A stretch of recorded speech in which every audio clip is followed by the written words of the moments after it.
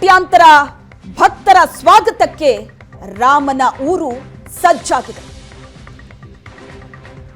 Railway ನಿಲ್ದಾಣದಲ್ಲಿದ್ದಾರೆ ಪ್ರಧಾನಿ ನರೇಂದ್ರ ಮೋದಿ. ಅಯೋಧ್ಯೆಯಿಂದ ನೇರ ಪ್ರಸಾರದ ದೃಶ್ಯ ಇದು. 240 ಕೋಟಿ ವೆಚ್ಚದಲ್ಲಿ ನವೀಕರಿಸಿದಂತಹ ರೈಲು ನಿಲ್ದಾಣ. ಹಲವು ಸೌಲಭ್ಯ ಇದೆ ಈ ರೈಲು ನಿಲ್ದಾಣದಲ್ಲಿ. 3 ಮಹಡಿಯ ರೈಲು ನಿಲ್ದಾಣ, ಫುಡ್ ಕೋರ್ಟ್ ಸೇರಿದಂತೆ ವೇಟಿಂಗ್ ರೂಮ್, ವಿಶೇಷವಾದಂತಹ ಎಸಿ ವೇಟಿಂಗ್ ರೂಮ್ ಇರುತ್ತೆ. ಮಕ್ಕಳಿಗೋಸ್ಕರ ಅಂತ ಕೊಠಡಿ, ಇಂಥ ಹಲವು ವಿಶೇಷತೆಗಳನ್ನ ಒಳಗೊಂಡಂತಹ ರೈಲ್ವೆ ನಿಲ್ದಾಣ. ಇಡೀ ಅಯೋಧ್ಯೆ ನಗರಿ ನೂತನವಾಗಿ ಸಿದ್ಧವಾಗ್ತಾ ಇದೆ. 2180 ಕೋಟಿ ವೆಚ್ಚದ ಗ್ರೀನ್ಫೀಲ್ಡ್ ಟೌನ್ಶಿಪ್ ನಿರ್ಮಾಣಕ್ಕೆ ಶಂಕುಸ್ಥಾಪನೆ ಆಗುತ್ತೆ. 15,700 ಕೋಟಿ ಯೋಜನೆ. ದೃಶ್ಯದಲ್ಲಿ ನೀವು ನೋಡ್ತಾ ಇದ್ದೀರಿ, ಅಲ್ಲಿ ರೈಲ್ವೆ ನಿಲ್ದಾಣ ಉದ್ಘಾಟನೆ ಆದ ನಂತರ ಸಂಪೂರ್ಣವಾದ ವಿವರವನ್ನ ಪಡೆದ್ರು. ಅಮೃತ್ ಭಾರತ್ ರೈಲು ಸಹ ಲೋಕಾರ್ಪಣೆಯಾಗತ್ತೆ. ಅಲ್ಲಿರುವಂತಹ ಮಕ್ಕಳ ಜೊತೆ ಮಾತಾಡ್ತಾ ಇದ್ದಾರೆ ಪ್ರಧಾನಿ ನರೇಂದ್ರ ಮೋದಿ. ಮಕ್ಕಳು ಕೂಡ ಬಹಳ ಖುಷಿಯಾಗಿ ಪ್ರಧಾನಿ ಮೋದಿ ಅವರ ಜೊತೆ ಮಾತಾಡ್ತಾ ಇದ್ದಾರೆ.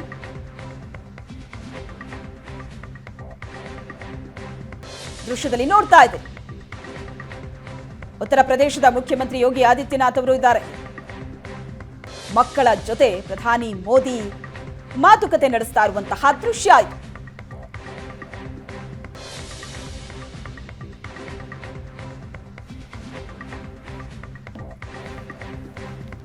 ಮಕ್ಕಳೊಂದಿಗೆ ಸಂವಾದ ನಡೆಸ್ತಾ ಇರುವಂತಹ, ಮಾತುಕತೆ ನಡೆಸ್ತಾ ಇರುವಂತಹ ದೃಶ್ಯವನ್ನ ನೋಡ್ತಾ ಇದ್ದೀರಿ ನೀವು. ಅಯೋಧ್ಯೆ ರೈಲ್ವೆ ನಿಲ್ದಾಣದಲ್ಲಿದ್ದಾರೆ ಪ್ರಧಾನಿ ನರೇಂದ್ರ ಮೋದಿ. ಅಲ್ಲಿಂದ ನೇರ ಪ್ರಸಾರದ ದೃಶ್ಯ ಇದು.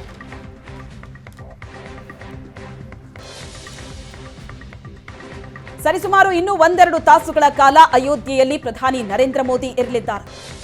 ಹಲವು ಯೋಜನೆಗಳಿಗೆ ಚಾಲನೆ ಸಿಗುತ್ತೆ. ಇದೇ ಸಂದರ್ಭದಲ್ಲಿ ಭರ್ಜರಿ 15 ಕಿಲೋಮೀಟರ್ ರೋಡ್ ಶೋ ನಡೆಸಿದ್ರು ಪ್ರಧಾನಿ ನರೇಂದ್ರ ಮೋದಿ. 15,700 ಕೋಟಿ ರೂಪಾಯಿ ಮೌಲ್ಯದ 46 ಅಭಿವೃದ್ಧಿ ಯೋಜನೆ ಉದ್ಘಾಟನೆ ಆಗುತ್ತೆ.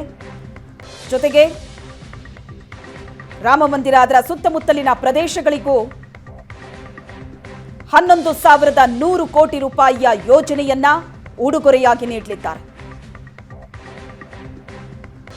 2020ರಲ್ಲಿ ಆರಂಭವಾದಂತಹ ಕಾಮಗಾರಿ, ರಾಮ ಮಂದಿರದ ಕಾಮಗಾರಿ 1991ರಲ್ಲಿ ಬಾಬ್ರಿ ಮಸೀದಿ ಧ್ವಂಸಗೊಳಿಸಲಾಗಿತ್ತು. 2019ರಲ್ಲಿ ನವೆಂಬರ್ 9ರಂದು 5 ಸದಸ್ಯರ ಸಾಂವಿಧಾನಿಕ ಪೀಠ ವಿವಾದಿತ ಭೂಮಿ ರಾಮಲಲ್ಲಾಗೆ ಸೇರಿದ್ದು ಅನ್ನೋ ಐತಿಹಾಸಿಕ ಒಂದು ಆದೇಶವನ್ನ ಹೊರಡಿಸಿತ್ತು.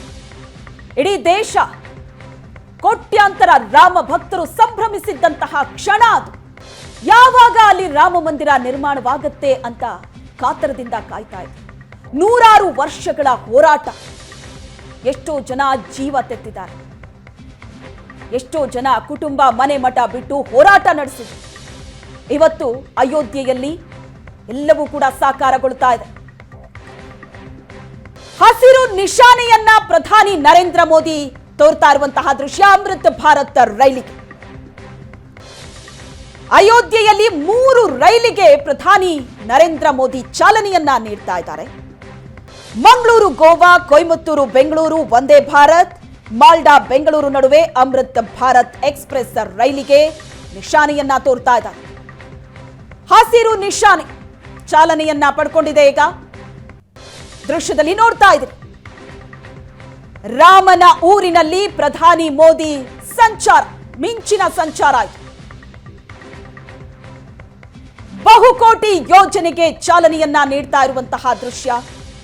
ಅಯೋಧ್ಯೆಯಲ್ಲಿ 3 ರೈಲಿಗೆ ಪ್ರಧಾನಿ ಮೋದಿ ಚಾಲನೆ ಕೊಟ್ಟಂತಹ ದೃಶ್ಯ. ಹಸಿರು ಬಾವುಟವನ್ನ ತೋರಿಸೋದ್ರ ಮೂಲಕ ಚಾಲನೆಯನ್ನ ನೀಡಿದೆ. ಅಯೋಧ್ಯೆಯಿಂದ ನೇರ ಪ್ರಸಾರ ಆಯಿತು.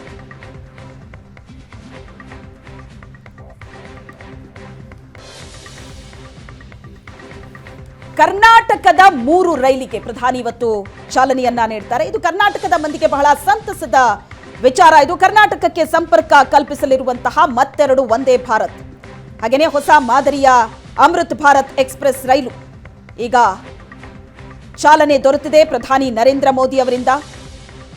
ಹೊಸ ವಂದೇ ಭಾರತ್ ರೈಲು ಮಂಗಳೂರು ಮಡ್ಗಾಂವ್, ಬೆಂಗಳೂರು ಕೊಯಮತ್ತೂರು ನಡುವೆ ಸಂಚರಿಸಲಿದೆ.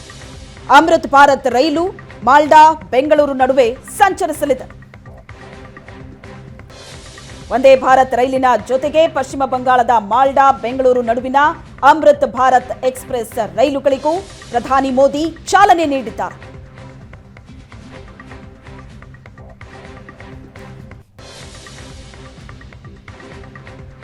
ಹೊಸ ಮಾದರಿಯ ಒಂದು ಅಮೃತ್ ಭಾರತ್ ಎಕ್ಸ್‌ಪ್ರೆಸ್ ರೈಲು ಚಾಲನೆ ಸಿಕ್ಕಿದೆ. ಈಗ ರಾಜ್ಯದ 3 ರೈಲಿಗೆ ಪ್ರಧಾನಿ ಮೋದಿ ಚಾಲನೆ ನೀಡ್ತಾ ಇರುವಂತಹ ದೃಶ್ಯ ಇದು. ಈಗಾಗಲೇ ಕರ್ನಾಟಕದಲ್ಲಿ ಬೆಂಗಳೂರು ಬೆಳಗಾವಿ, ಬೆಂಗಳೂರು ಹೈದರಾಬಾದ್, ಮೈಸೂರು ಚೆನ್ನೈ ನಡುವೆ ವಂದೇ ಭಾರತ್ ರೈಲು ಓಡಾಡ್ತಾ ಇದೆ. ಅದಕ್ಕೆ 2 ರೈಲು ಸೇರ್ಪಡೆಗೊಂಡಿದೆ. ಮಂಗಳೂರು ಗೋವಾ, ಕೊಯಮತ್ತೂರು ಬೆಂಗಳೂರು ನಡುವೆ ಸಂಚಾರ ಕಲ್ಪಿಸುವಂತಹ ವಂದೇ ಭಾರತ್ ರೈಲು ಮಂಗಳೂರು ಭಾಗದ ಜನರಿಗೆ, ಕರಾವಳಿ ಜನರಿಗೆ ಬಹಳ ವರ್ಷಗಳ ಬೇಡಿಕೆ ಆಗಿತ್ತು. ಮಂಗಳೂರು ಟು ಗೋವಾ ಸಂಪರ್ಕ ಕಲ್ಪಿಸುವಂತಹ ರೈಲಿಗಾಗಿ, ಅದು ವಂದೇ ಭಾರತ್ ರೈಲಿಗಾಗಿ. ಆ ಕನಸು ಈಗ ಈಡೇರಿದೆ. ದೃಶ್ಯದಲ್ಲಿ ನೋಡ್ತಾ ಇದ್ದಾರೆ. ಕರ್ನಾಟಕದಲ್ಲಿ ಈಗಾಗಲೇ ವಂದೇ ಭಾರತ್ ರೈಲು ಸಂಚರಿಸ್ತಾ ಇದೆ. ಬೆಂಗಳೂರು ಬೆಳಗಾವಿ, ಬೆಂಗಳೂರು ಹೈದರಾಬಾದ್, ಮೈಸೂರು ಚೆನ್ನೈ ನಡುವೆ ರೈಲು ಓಡಾಡ್ತಾ ಇದೆ. ಅದಕ್ಕೆ ಮತ್ತೆರಡು ರೈಲು ಸೇರ್ಪಡೆ. ಮಂಗಳೂರು ಮಡ್ಗಾಂವ್ ಹಾಗೂ ಬೆಂಗಳೂರು ಕೊಯಮತ್ತೂರು ನಡುವೆಯೂ ವಂದೇ ಭಾರತ್ ರೈಲು ಸಂಚಾರ ಆರಂಭ ಮಾಡ್ತಾ ಇದೆ ಇವತ್ತಿನಿಂದ.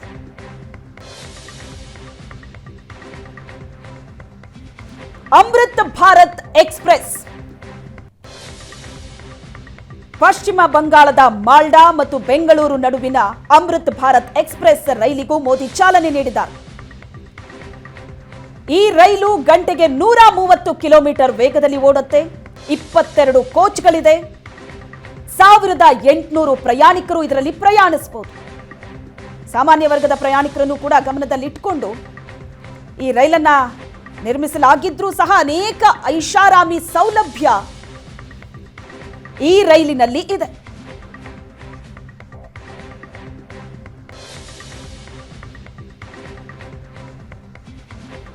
ಕರ್ನಾಟಕದ 3 ರೈಲಿಗೆ ಪ್ರಧಾನಿ ನರೇಂದ್ರ ಮೋದಿ ಚಾಲನೆ ನೀಡಿರುವಂತಹ ದೃಶ್ಯ ಇದು. ಹಸಿರು ಬಾವುಟವನ್ನ ತೋರಿಸೋದ್ರ ಮೂಲಕ ಈಗಾಗಲೇ 3 ರೈಲಿಗೆ ಚಾಲನೆ ಸಿಕ್ಕಿದೆ.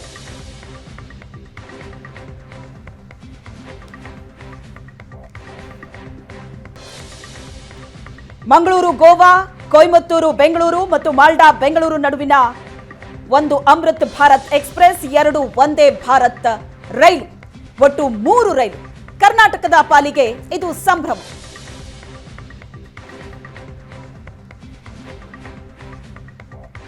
ರೈಲಿನಲ್ಲಿ ಕೂತಂತಹ ಮಕ್ಕಳತ್ತ ಕೈ ಬೀಸ್ತಾ ಇದ್ದಾರೆ ಪ್ರಧಾನಿ ನರೇಂದ್ರ ಮೋದಿ. ಉದ್ಘಾಟನೆ ಮಾಡೋದಕ್ಕೂ ಮುನ್ನ ರೈಲಿನ ಒಳಗಡೆ ಹೋಗಿ ಮಕ್ಕಳ ಜೊತೆ ಮಾತಾಡಿದ್ರು, ಮಕ್ಕಳ ಜೊತೆ ಚರ್ಚೆ ನಡೆಸಿದ್ರು. ಅದಾದ ನಂತರ ರೈಲಿಗೆ ಹಸಿರು ಬಾವುಟವನ್ನ ತೋರಿಸೋದ್ರ ಮೂಲಕ ಚಾಲನೆಯನ್ನ ಕೊಟ್ಟಿದ್ದಾರೆ.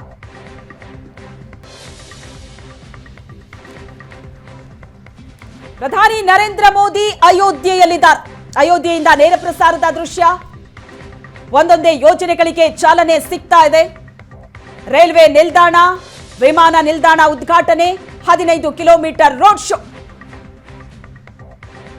ಪ್ರಧಾನಿಯತ್ತ ಅಲ್ಲಿ ಸೇರಿರುವಂತಹ ಜನ ಕೈ ಬೀಸ್ತಾ ಇರುವಂತಹ ದೃಶ್ಯ. ಅಯೋಧ್ಯೆ ಜನರ ಪಾಲಿಗೂ ಕೂಡ ಇದು ಬಹಳ ಖುಷಿಯ ವಿಚಾರ. ಸಾಕಷ್ಟು ಜನ ಕೂಡ ಸೇರಿದ್ದಾರೆ. ಜನವರಿ 22ರ ಕಾರ್ಯಕ್ರಮ ಬಹಳ ದೊಡ್ಡ ನಿರೀಕ್ಷೆ, ಕುತೂಹಲ ಎದುರು ನೋಡ್ತಾ ಇದ್ದಾರೆ ಕೋಟ್ಯಾಂತರ ಜನ.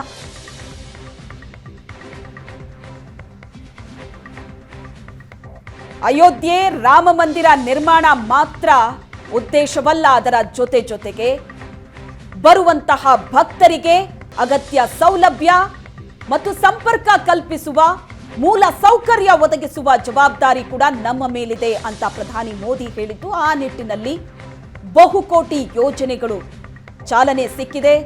ಕೆಲವೊಂದಷ್ಟು ಕಾಮಗಾರಿಗಳು ಬಹಳ ತ್ವರಿತಗತಿಯಲ್ಲಿ ನಡೀತಾ ಇದೆ. ಇನ್ನೊಂದಷ್ಟು ಕಾಮಗಾರಿ ಮುಗಿಬೇಕಾಗಿದೆ. ಅಯೋಧ್ಯೆ ಈಗ ಬಹಳ ವೇಗವಾಗಿ ರೆಡಿ ಆಗ್ತಾ ಇರುವಂತಹ ಸುಸಜ್ಜಿತವಾದ ನಗರ. ಒಂದು ಬಹಳ ಮುಖ್ಯವಾದಂತಹ ಧಾರ್ಮಿಕ ಕೇಂದ್ರ, ಅದರ ಜೊತೆಗೆ ಶ್ರೀರಾಮನ ಭಕ್ತರಿಗೆ ಪವಿತ್ರವಾದಂತಹ ನೆಲ ಇದು. ಅಯೋಧ್ಯೆ ಸಂಭ್ರಮದ ಜೊತೆಗೆ ಕರ್ನಾಟಕದ ಮಂದಿಗೂ ಕೂಡ ಸಂಭ್ರಮದ ವಿಷಯ ಇದೆ. ಪ್ರಧಾನಿ ಮೋದಿ 3 ರೈಲುಗಳನ್ನ ಕರ್ನಾಟಕಕ್ಕೆ ಗಿಫ್ಟ್ ನೀಡಿದ್ದಾರೆ. ಅಯೋಧ್ಯೆಯಿಂದ 3 ರೈಲಿಗೆ ಮೋದಿ ಚಾಲನೆ ಕೊಟ್ಟಿದ್ದಾರೆ.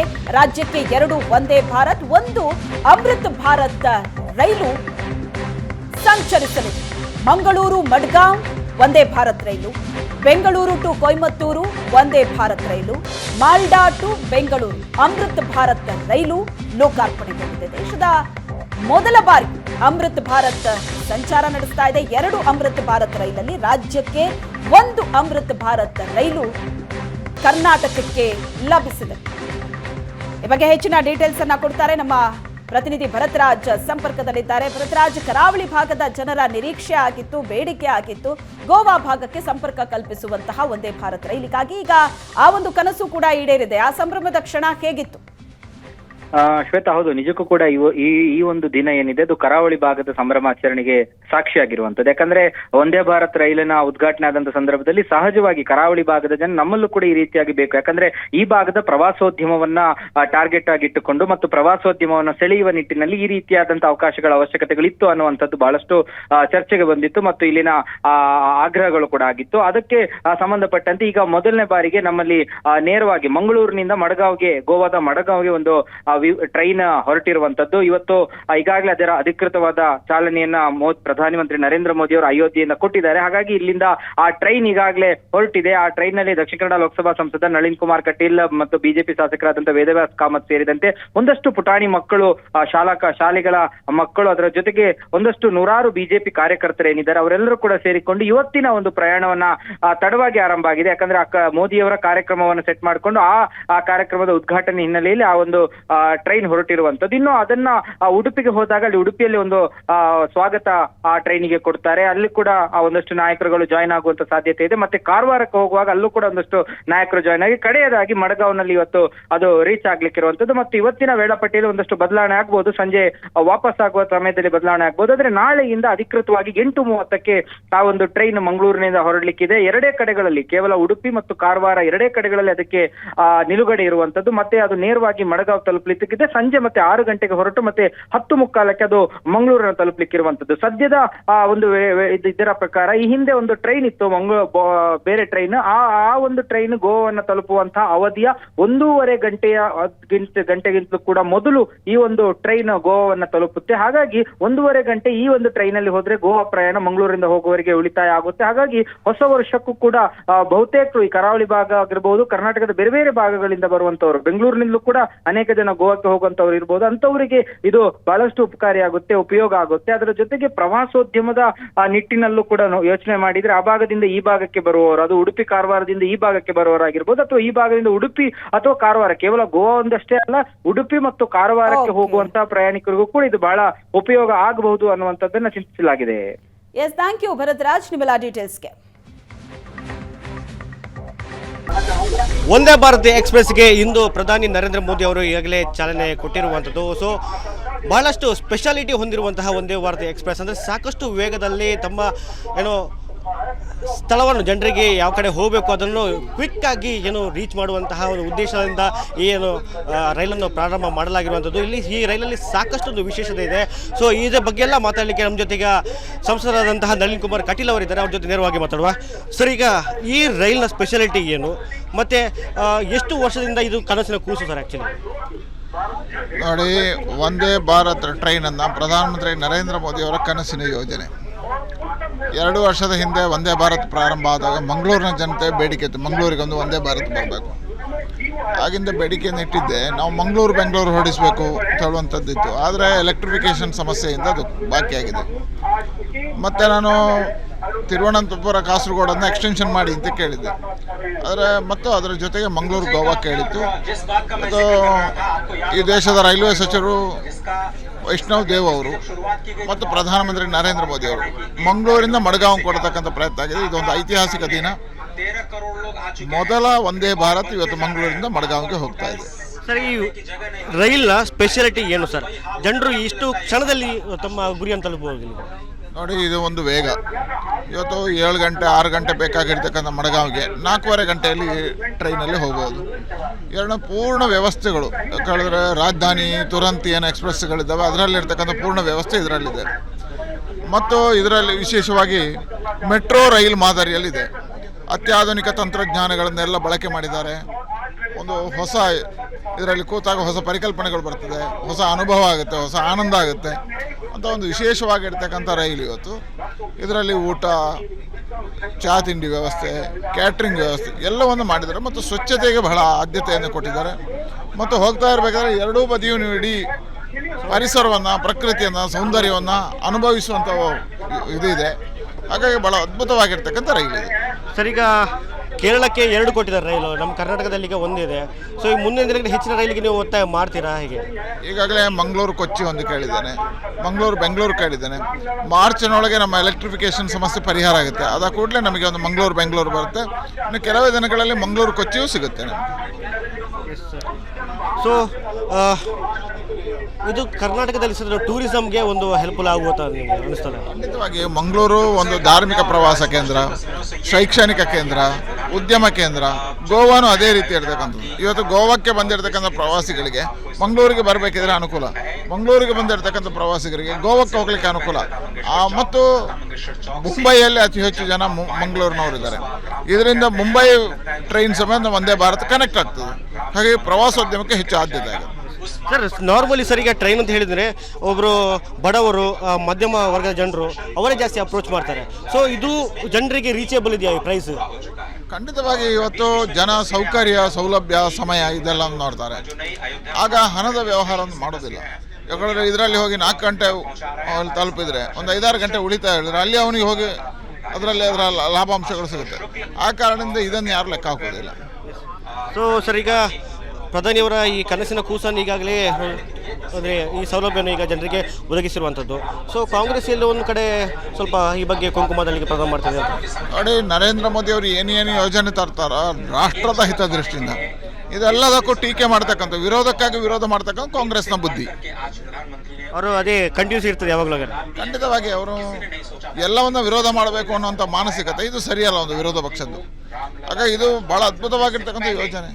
ಇದನ್ನು ಟೀಕೆ ಮಾಡ್ತಾರೆ ಹೇಳಿದ್ರೆ ಅವರ ಮಾನಸಿಕತೆ ಏನು?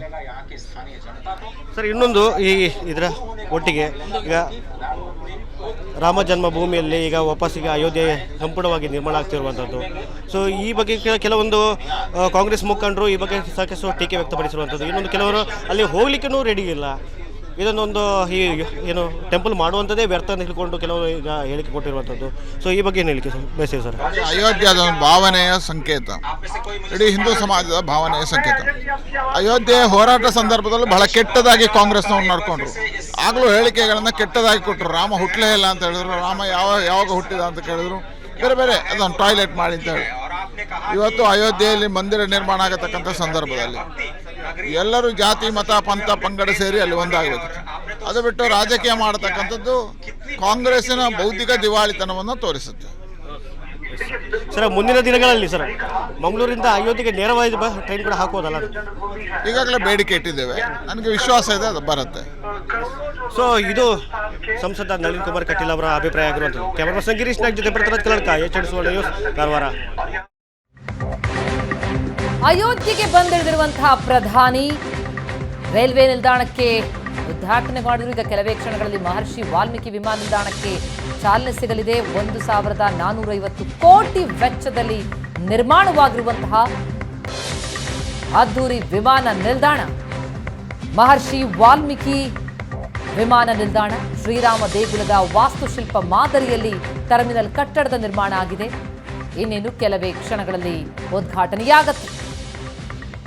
ಭವ್ಯವಾದಂತಹ ರಾಮ ಮಂದಿರ ನಿರ್ಮಾಣವಾಗ್ತಿರುವ ಹಿನ್ನೆಲೆಯಲ್ಲಿ ಅಯೋಧ್ಯೆಗೆ ಸಂಪರ್ಕಿಸೋದಕ್ಕೆ ಬೇಕಾದ ಸಕಲ ವ್ಯವಸ್ಥೆಗಳಾಗಿದೆ. ಅದ್ಧೂರಿ ರೈಲ್ವೆ ನಿಲ್ದಾಣ ನವೀಕೃತಗೊಂಡಿದೆ. ವಿಶ್ವ ದರ್ಜೆಯ ವಿಮಾನ ನಿಲ್ದಾಣ ನಿರ್ಮಾಣ ಆಗಿರುವಂಥದ್ದು. ಅಯೋಧ್ಯ ಧಾಮ್ ರೈಲ್ವೆ ನಿಲ್ದಾಣದಲ್ಲಿ 8 ರೈಲುಗಳಿಗೆ ಚಾಲನೆಯನ್ನು ಕೊಡಲಾಯಿತು. ಈಗ ಕೆಲವೇ ಕ್ಷಣಗಳಲ್ಲಿ ಮಹರ್ಷಿ ವಾಲ್ಮೀಕಿ ವಿಮಾನ ನಿಲ್ದಾಣ ಕೂಡ ಉದ್ಘಾಟನೆಯಾಗತ್ತೆ. 1450 ಕೋಟಿ ವೆಚ್ಚದಲ್ಲಿ ನಿರ್ಮಾಣವಾಗಿರುವಂತಹ ವಿಮಾನ ನಿಲ್ದಾಣ ಅದು. ರಾಮ ಮಂದಿರದ ರೀತಿಯಲ್ಲಿ, ಅಂದ್ರೆ ಅದೇ ರೀತಿಯ ದೇಗುಲದ ವಾಸ್ತುಶಿಲ್ಪದ ಮಾದರಿಯಲ್ಲೇ ಟರ್ಮಿನಲ್ ಕಟ್ಟಡ ನಿರ್ಮಾಣ ಆಗಿರೋದು ಅಯೋಧ್ಯೆ ಇತಿಹಾಸ, ಪರಂಪರೆ ಮತ್ತು ಅಲ್ಲಿನ ಕಲೆಯನ್ನ ಪ್ರತಿಬಿಂಬಿಸುವಂಥದ್ದು. ರಾಮಪಥ, ಭಕ್ತಿಪಥ, ಧರ್ಮಪಥ, ಶ್ರೀರಾಮ ಜನ್ಮಭೂಮಿ ಪಥ ಏನು ನಿರ್ಮಾಣ ಆಗಿದೆ ಅಯೋಧ್ಯೆಯಲ್ಲಿ, ಅದರ ಜೊತೆಗೆ ಅಯೋಧ್ಯೆಗೆ ಸಂಪರ್ಕಿಸುವುದಕ್ಕೆ ಬಹಳ ಅನುಕೂಲಕರವಾಗಿರುವಂತಹ ವಿಮಾನ ನಿಲ್ದಾಣ ಕೂಡ ವಿಶ್ವ ದರ್ಜೆಯ ಏರ್ಪೋರ್ಟ್ ಸಿದ್ಧ ಆಗಿದ್ದು ಈಗ ಪ್ರಧಾನಿಯಿಂದ ಚಾಲನೆ ಸಿಗಲಿದೆ. ಅಯೋಧ್ಯ ಧಾಮ್ ರೈಲ್ವೆ ನಿಲ್ದಾಣಕ್ಕೆ ಚಾಲನೆ ಕೊಟ್ಟಂತಹ ಪ್ರಧಾನಿ 8 ರೈಲುಗಳಿಗೆ ಚಾಲನೆಯನ್ನು ಕೊಟ್ಟಿದ್ದಾರೆ. ಅಲ್ಲಿ ಅಯೋಧ್ಯೆಗೆ ಸಂಪರ್ಕಿಸುವಂತಹ 2 ಪ್ರಮುಖ ರೈಲುಗಳು, ಅಮೃತ್ ಭಾರತ್ ರೈಲು ಮತ್ತು 6 ವಂದೇ ಭಾರತ್ ರೈಲಿಗೆ ಚಾಲನೆ ಸಿಕ್ಕಿದೆ. ಇನ್ನೇನು ಕೆಲವೇ ಹೊತ್ತಿನಲ್ಲಿ ಮಹರ್ಷಿ ವಾಲ್ಮೀಕಿ ವಿಮಾನ ನಿಲ್ದಾಣ ಕೂಡ ಉದ್ಘಾಟನೆಯಾಗಲಿದ್ದು, ಈ ಬಗ್ಗೆ ಇನ್ನಷ್ಟು ಮಾಹಿತಿಯನ್ನ ಪಡೆಯೋಣ. ನಮ್ಮ ಹಿರಿಯ ಪ್ರತಿನಿಧಿ ಪ್ರಶಾಂತ್ ನಾತು ಸಂಪರ್ಕದಲ್ಲಿದ್ದಾರೆ.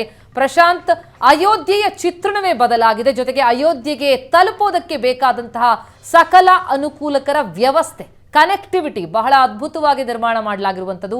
ಖುದ್ದು ಪ್ರಧಾನಿಯೇ ಬಂದು ಅದಕ್ಕೆ ಚಾಲನೆ ಕೊಡ್ತಾ ಇರೋದ್ರಿಂದಾಗಿ ಅಯೋಧ್ಯೆಯ ಜನತೆಯಲ್ಲಂತೂ ಖುಷಿ ಇರುತ್ತೆ. ಅದರ ಜೊತೆಗೆ ಅಯೋಧ್ಯೆಗೆ ಹೋಗಬೇಕು ಅಂತ ಬಯಸೋರಿಗೆ ಬೇಕಾದ ಎಲ್ಲ ವ್ಯವಸ್ಥೆಗೆ ಆಗ್ತಾ ಇದೆಯಾ ಅಂತ? ಪ್ರತಿಮಾ, ನಿಶ್ಚಿತವಾಗಿ ಅಯೋಧ್ಯೆಯಲ್ಲಿ ಒಂದು ಭವ್ಯ ರಾಮ ಮಂದಿರ ನಿರ್ಮಾಣ ಆಗ್ತಾ ಸಂದರ್ಭದಲ್ಲಿ ಒಂದು ಸಂಪರ್ಕ, ದೇಶದ ಬೇರೆ ಬೇರೆ ಭಾಗಗಳಿಂದ ವಿಮಾನಗಳು ಬಂದಿರುವ ಸಂಪರ್ಕ ಸೃಷ್ಟಿಯಾದಾಗ ನಿಶ್ಚಿತವಾಗಿ ವರ್ಷಕ್ಕೆ ಸುಮಾರು 50 ಲಕ್ಷ ಪ್ರಯಾಣಿಕರು ಬಂದು ವಿಮಾನ ನಿಲ್ದಾಣದಲ್ಲಿ ಇಳಿಯುವ ಒಂದು ವ್ಯವಸ್ಥೆಯನ್ನ ಮಾಡಲಾಗಿದೆ. 16.5 ಲಕ್ಷ ವಿಸ್ತೀರ್ಣದ ಒಂದು ಸ್ಕ್ವೇರ್ ಮೀಟರ್ ವಿಸ್ತೀರ್ಣದ ಒಂದು ಜಾಗೆ ಕೂಡ ವಿಮಾನ ನಿಲ್ದಾಣಕ್ಕಾಗಿ ಏರ್ ಮಾರ್ಕ್ ಮಾಡಲಾಗಿತ್ತು. ಸುಮಾರು 1 ವರ್ಷದ ಅವಧಿಯಲ್ಲಿ, ರೆಕಾರ್ಡ್ ಅವಧಿಯಲ್ಲಿ ಈ ವಿಮಾನ ನಿಲ್ದಾಣ ನಿರ್ಮಾಣಗೊಳ್ತಾ ಇದೆ. ಇದಕ್ಕೆ ಮಹರ್ಷಿ ವಾಲ್ಮೀಕಿ ವಿಮಾನ ನಿಲ್ದಾಣ ಇಡಬೇಕು, ಶ್ರೀರಾಮ ವಿಮಾನ ನಿಲ್ದಾಣ ಇರಬೇಕು ಅಂತಕ್ಕಂಥದ್ರ ಬಗ್ಗೆ ಚರ್ಚೆಯಲ್ಲಿತ್ತು. ಆದ್ರೆ ಕೊನೆಯದಾಗಿ ಮಹರ್ಷಿ ವಾಲ್ಮೀಕಿ ವಿಮಾನ ನಿಲ್ದಾಣವನ್ನ ಮಾಡಲಾಗಿದೆ. ದೇಶ ವಿದೇಶಗಳಿಂದ ಇಂಟರ್ನ್ಯಾಷನಲ್ ಏರ್ಪೋರ್ಟ್, ಅದರ ಒಂದು ವಿಮಾನ ನಿಲ್ದಾಣ ನಿರ್ಮಾಣಗೊಂಡಿದ್ದೆ ಅಂತಾರಾಷ್ಟ್ರೀಯ ವಿಮಾನಗಳು ಬಂದು ಕೂಡ ನೇರವಾಗಿ ಇಳಿಯುವ ವ್ಯವಸ್ಥೆ ಅನ್ನುವ ಕಾರಣದಿಂದ ಹೀಗಾಗಿ ಒಂದು ದೊಡ್ಡ ನಿರೀಕ್ಷೆ, ಉತ್ಸಾಹ ಜನರಲ್ಲಿದೆ. ಅಯೋಧ್ಯೆಯಲ್ಲಿ ಒಂದು ಕಾಲದಲ್ಲಿ ನೀವು ಹೋಗಿ ತಲುಪಬೇಕಾದ್ರೆ ದಿಲ್ಲಿಯಿಂದ ರೈಲುಗಳು ಹೋಗ್ತಾ ಇದ್ವು, 5 ಗಂಟೆ 6 ಗಂಟೆ ತಡವಾಗಿ ಅಲ್ಲಿ ರೈಲ್ವೆಗಳು ಹೋಗ್ತಾ ಇದ್ವು. ಇಲ್ಲಾದ್ರೆ ನೀವು ವಾರಣಾಸಿಗೆ ಹೋಗಿ ವಿಮಾನದಿಂದ ಅಲ್ಲಿಂದ ಮಾರ್ಗವಾಗಿ ಹೋಗುವ ಅವಶ್ಯಕತೆ ಇತ್ತು. ಟ್ರೈನ್ಗಳು ಕೂಡ ಎಲ್ಲೋ ಪ್ರಯಾಗರಾಜಕ್ಕೆ ಚೇಂಜ್ ಮಾಡಿ ಅಯೋಧ್ಯೆಗೆ ಹೋಗ್ಬೇಕಿತ್ತು. ಆದರೆ ಇದೆಲ್ಲದರ ಹೊರತಾಗಿ ಈಗ ರೈಲ್ವೆ ನಿಲ್ದಾಣಗಳಲ್ಲಿ ಬಹುತೇಕ ರೈಲ್ಗಳು ಅಯೋಧ್ಯೆಗೆ ಸಂಚರಿಸತಕ್ಕಂತಹ ಒಂದು ಪ್ರಯತ್ನವನ್ನ ಮಾಡಲಾಗಿದೆ. ಜೊತೆಗೆ ವಿಮಾನವನ್ನ ಇಳಿಯುವ ಸೌಕರ್ಯ, ವಸತಿ ಸಮುಚ್ಚಯಗಳು, ಒಂದು ರೀತಿಯಲ್ಲಿ ಅಯೋಧ್ಯೆಯ ಕಾಯಾಪಲಟ್ ಆಗ್ತಾ ಇದೆ. ಪ್ರತಿಮಾ, ಇಲ್ಲಿಯವರೆಗೆ ಅಯೋಧ್ಯೆ ರಾಮ ಮಂದಿರ ಮತ್ತು ರಾಮನ ಹೋರಾಟದ ಕಾರಣದಿಂದ ಚರ್ಚೆಯಲ್ಲಿತ್ತು. ಆದರೆ ವ್ಯವಸ್ಥೆಗಳಿರ್ಲಿಲ್ಲ, ಸುವಿಧಾಗಳಿರ್ಲಿಲ್ಲ. ಇವತ್ತಿನ ಒಟ್ಟಾರೆ ಕಾರ್ಯಕ್ರಮದ ಉದ್ದೇಶ ಅಲ್ಲಿ ಕನೆಕ್ಟಿವಿಟಿ, ಅಲ್ಲಿನ ಇನ್ಫ್ರಾಸ್ಟ್ರಕ್ಚರ್, ಮಂದಿರ ನಿರ್ಮಾಣದ ಜೊತೆಗೆ ಅಲ್ಲಿನ ಕನೆಕ್ಟಿವಿಟಿ ಕೂಡ ಜಾಸ್ತಿ ಆಗ್ತಿರ್ತಕ್ಕಂಥದ್ದು. ಕೋಟ್ಯಾಂತರ ಭಕ್ತರು ಬಂದು ಹೋಗ್ಲಿಕ್ಕೆ ಒಂದು ವ್ಯವಸ್ಥೆಯನ್ನ ಕಲ್ಪಿಸಲಾಗ್ತಾ ಇದೆ. ಅಯೋಧ್ಯೆ ಬದಲಾಗ್ತಾ ಇದೆ. ನಿಶ್ಚಿತವಾಗಿ ಪ್ರತಿಮಾ, ನೀವು ಒಂದು 10 ವರ್ಷ 15 ವರ್ಷದ ಹಿಂದೆ ಅಯೋಧ್ಯೆಗೆ ಹೋಗಿದ್ರೆ ಎಲ್ಲಿ ಬಂದ್ವಿ ನಾವು ಅನ್ನುವ ರೀತಿ ಅನಿಸ್ತಾ ಇತ್ತು ಕಾಶಿ, ಅಯೋಧ್ಯೆ. ಆದ್ರೆ ಈಗ ಹಿಂದೂಗಳ ಶ್ರದ್ಧಾ ಕೇಂದ್ರಗಳು ಕೂಡ ಕನೆಕ್ಟಿವಿಟಿಯನ್ನ ಪಡಿತಾ ಇವೆ. ಒಂದು ರೀತಿಯ ವ್ಯವಸ್ಥೆಯ ಜಾಲವನ್ನ ಮಾಡಲಾಗ್ತಾ ಇದೆ. ಇದು ಅತ್ಯಂತ ಸಂತೋಷದ, ಖುಷಿಯ ವಿಷಯ. ಪ್ರಶಾಂತ್, 5-10 ವರ್ಷಕ್ಕಿಂತ 6 ತಿಂಗಳು ಹಿಂದೆ ಹೋದಂಥವ್ರು ಕೂಡ ಹೇಳುವಂಥದ್ದು ಆಗಿಗೂ ಈಗ ನೋಡಿದ್ರೆ ಬಹಳಷ್ಟು ಬದಲಾವಣೆಗಳಾಗಿದೆ ಅಂತ.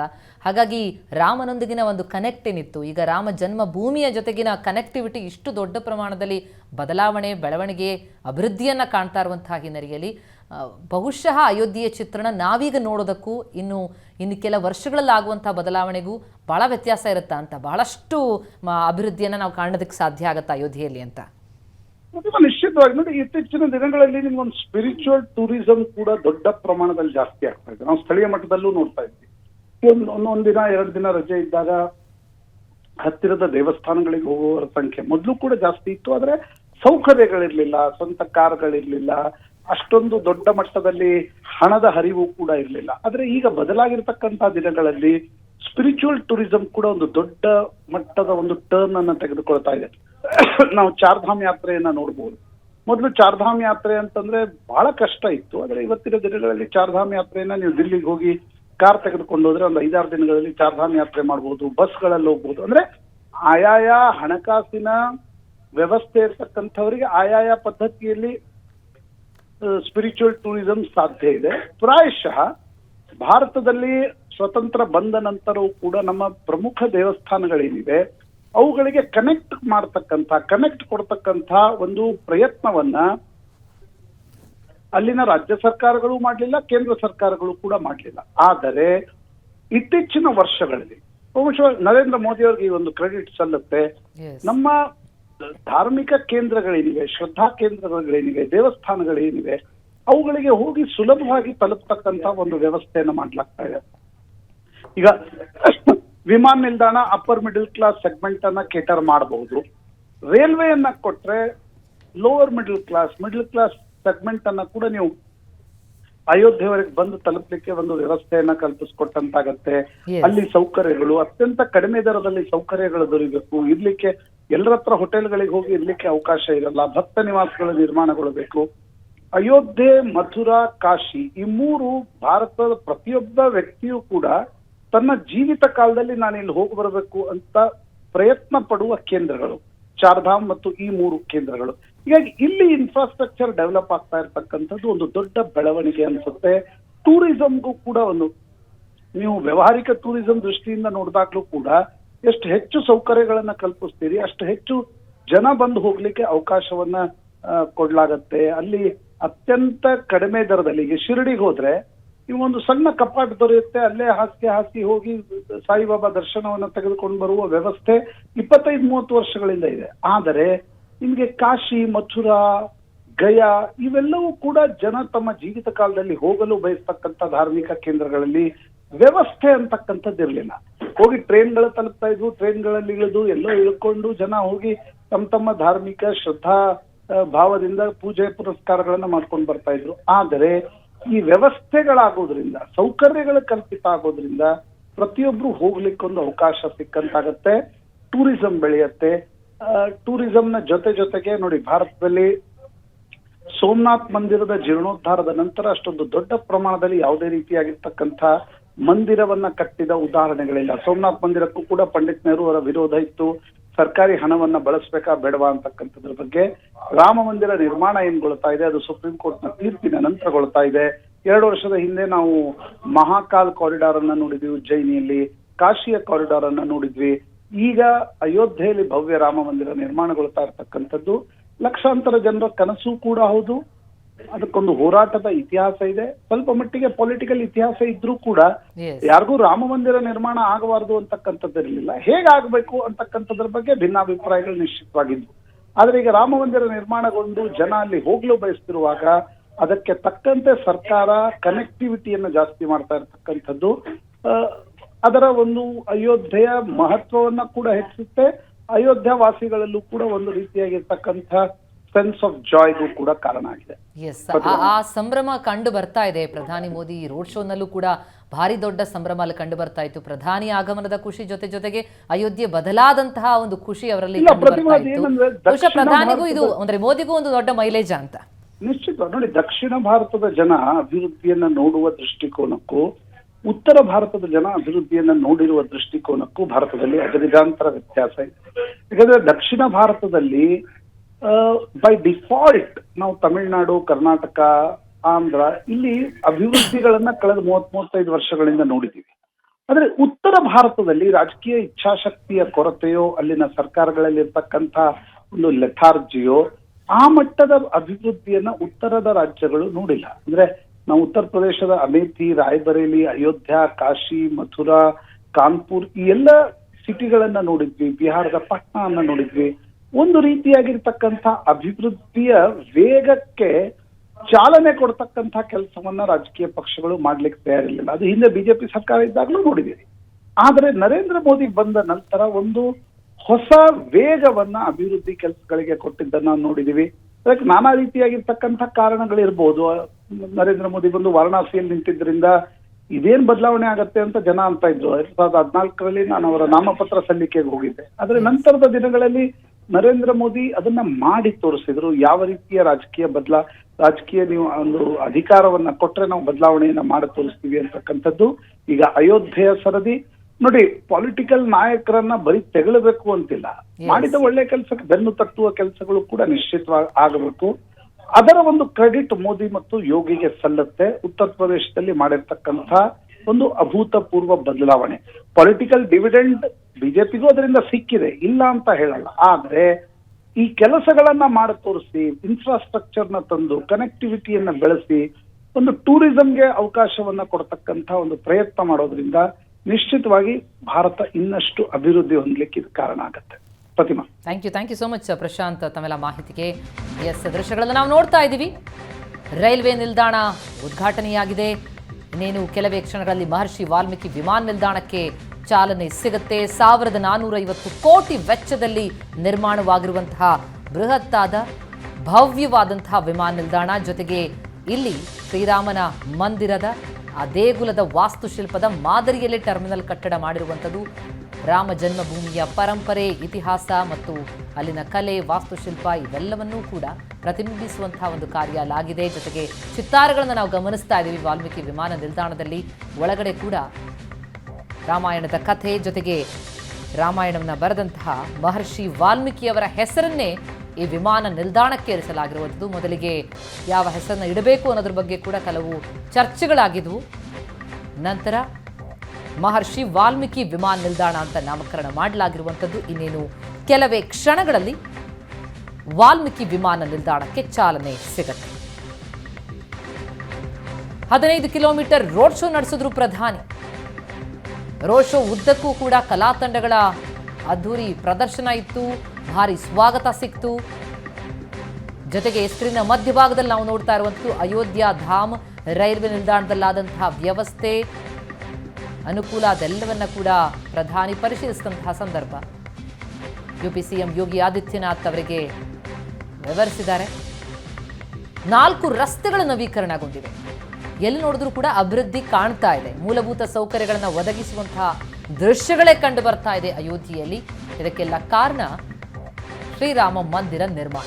ಇನ್ನೇನು ಜನವರಿ 22, 2024 ರಾಮ ಜನ್ಮಭೂಮಿಯಲ್ಲಿ ನಿರ್ಮಾಣಗೊಳ್ತಿರುವ ಭವ್ಯವಾದಂತಹ ರಾಮ ಮಂದಿರದಲ್ಲಿ ರಾಮಲಲ್ಲಾ ಮೂರ್ತಿ ಪ್ರತಿಷ್ಠಾಪನೆಯಾಗುತ್ತೆ. ಆ ದಿನಕ್ಕಾಗಿ ಬಹಳ ಕಾತರದಿಂದ ಭಕ್ತಗಣ ಕಾಯ್ತಾ ಇರೋದು ಒಂದು ಕಡೆಯಾದರೆ, ಅಯೋಧ್ಯೆಯತ್ತ ಧಾವಿಸ್ತಾರೆ ಜನ. ಅವರಿಗೆ ಅನುಕೂಲ ಆಗಬೇಕು, ಜೊತೆಗೆ ಅಯೋಧ್ಯೆಯ ಅಭಿವೃದ್ಧಿಯಾಗಬೇಕು ಅನ್ನೋ ದೃಷ್ಟಿಯಿಂದ ಬಹಳಷ್ಟು ವ್ಯವಸ್ಥೆಗಳನ್ನು ಅಲ್ಲಿ ಮಾಡಲಾಗಿದೆ. ಮೂಲಭೂತ ಸೌಕರ್ಯಗಳನ್ನು ಒದಗಿಸಲಾಗ್ತಾ ಇದೆ. ಒಟ್ಟಾರೆ 15,700 ಕೋಟಿಯ ಯೋಜನೆಗೆ ಪ್ರಧಾನಿ ಚಾಲನೆ ಕೊಡ್ತಿರೋದು. ಮಂದಿರ ಉದ್ಘಾಟನೆಗೂ ಮುನ್ನ 2 ಪ್ರಮುಖ ನಿಲ್ದಾಣಗಳ ಲೋಕಾರ್ಪಣೆ, ಅಯೋಧ್ಯ ಧಾಮ್ ರೈಲ್ವೆ ನಿಲ್ದಾಣ ಮತ್ತು ಮಹರ್ಷಿ ವಾಲ್ಮೀಕಿ ವಿಮಾನ ನಿಲ್ದಾಣ.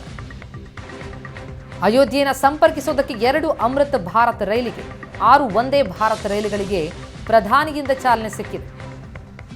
240 ಕೋಟಿ ವೆಚ್ಚದಲ್ಲಿ ನವೀಕರಿಸಿದಂತಹ ರೈಲ್ವೆ ನಿಲ್ದಾಣ ಅಯೋಧ್ಯ ಧಾಮ್ ರೈಲ್ವೆ ನಿಲ್ದಾಣ ಅಂತ ಮರುನಾಮಕರಣಗೊಂಡಿದೆ. ಸುಸಜ್ಜಿತವಾಗಿದೆ, ಆಧುನಿಕ ವ್ಯವಸ್ಥೆಯೊಂದಿಗೆ ನವೀಕರಣಗೊಳಿಸಲಾಗಿದೆ. 3 ಮಹಡಿಯ ರೈಲ್ವೆ ನಿಲ್ದಾಣ ಅದು. ಜೊತೆಗೆ 6,500 ಚದರ ಮೀಟರ್ ಇರುವಂತಹ ಟರ್ಮಿನಲ್ ಹೊಂದಿರುವ 1,450 ಕೋಟಿ ವೆಚ್ಚದ ಮಹರ್ಷಿ ವಾಲ್ಮೀಕಿ ವಿಮಾನ ನಿಲ್ದಾಣ. ಶ್ರೀರಾಮ ದೇಗುಲದ ವಾಸ್ತುಶಿಲ್ಪ, ಒಳಗಡೆಯ ಚಿತ್ತಾರ ಕೂಡ ಅಷ್ಟೇ ಅದ್ಭುತವಾಗಿದೆ. ಎಲ್ಲ ಸಿದ್ಧತೆಗಳನ್ನು ಮಾಡಿಕೊಳ್ಳಲಾಗಿದೆ, ಆಧುನಿಕ ವ್ಯವಸ್ಥೆಯನ್ನು ಕಲ್ಪಿಸಲಾಗಿದೆ. ಇನ್ನೇನು ಕೆಲವೇ ಕ್ಷಣಗಳಲ್ಲಿ ಉದ್ಘಾಟನೆಯಾಗುತ್ತೆ. ಎಸ್, ಈ ಬಗ್ಗೆ ಮಾತನಾಡೋದಕ್ಕೆ ಸಂಪಾದಕರಾದಂತಹ ಅಜಿತ್ ಹನುಮಕ್ಕನವರಿಗೆ ನಮ್ಮ ಜೊತೆ ದೂರವಾಣಿ ಸಂಪರ್ಕದಲ್ಲಿದ್ದಾರೆ. ಅಜಿತ್, ಇವತ್ತು ಇಡೀ ಅಯೋಧ್ಯೆ ಮತ್ತು ಬಹುಶಃ ರಾಮ ಜಪವೇ ಇರುತ್ತೆ ಅಂತ ಅನಿಸುತ್ತೆ. ರಾಮ ಜನ್ಮಭೂಮಿಯಲ್ಲಿ ರಾಮ ಮಂದಿರವೇ ಉದ್ಘಾಟನೆಯಾಗ್ತಾ ಇರುವಂತಹ ಹಿನ್ನೆಲೆಯಲ್ಲಿ, ಅದರಲ್ಲೂ ಅದಕ್ಕೂ ಮುನ್ನ ಕಲ್ಪಿಸ್ತಾ ಇರುವಂತಹ ಈ ಮೂಲ ಸೌಕರ್ಯಗಳು ಅದು ನಿಜಕ್ಕೂ ಕೂಡ ಬಹಳ ದೊಡ್ಡ ಪುಷ್ಟಿಯನ್ನು ಕೊಡ್ತಾ ಇದೆ ಅಯೋಧ್ಯೆಯ ಅಭಿವೃದ್ಧಿಯಲ್ಲಿ. ಈ ವಿಮಾನ ನಿಲ್ದಾಣದ ಬಗ್ಗೆನೇ ಹೇಳೋದಾದ್ರೆ ಬಹಳ ಸುಸಜ್ಜಿತವಾಗಿ ಆಧುನಿಕವಾಗಿ ನಿರ್ಮಾಣಗೊಂಡಿರೋದು ಎಷ್ಟು ಸಹಕಾರಿಯಾಗಬಹುದು ಅಯೋಧ್ಯೆಯತ್ತ ಧಾವಿಸೋರಿಗೆ, ಜೊತೆಗೆ ಎಷ್ಟು ದೊಡ್ಡ ಮೈಲೇಜ್ ಕೊಡಬಹುದು ಅಂತ. ಪ್ರತಿಮಾ, ನೀವು ಆರಂಭದಲ್ಲಿ ಹೇಳಿದ ಹಾಗೆ ಈ ಮಧುಬಣಗಿತ್ತಿಯಂತೆ ಸಿಂಗಾರಗೊಳ್ಳುವುದು ತುಂಬಾ ಸಲ ಕ್ಲೀಶೆ ಅನ್ನಿಸ್ತಾ ಇತ್ತು. ಬಟ್ ಇವತ್ತು ಅಯೋಧ್ಯೆ ನೋಡಿದ್ರೆ ಡೆಫಿನೆಟ್ಲಿ ಹಂಗೆ ಅನ್ನಿಸ್ತಾ ಇದೆ.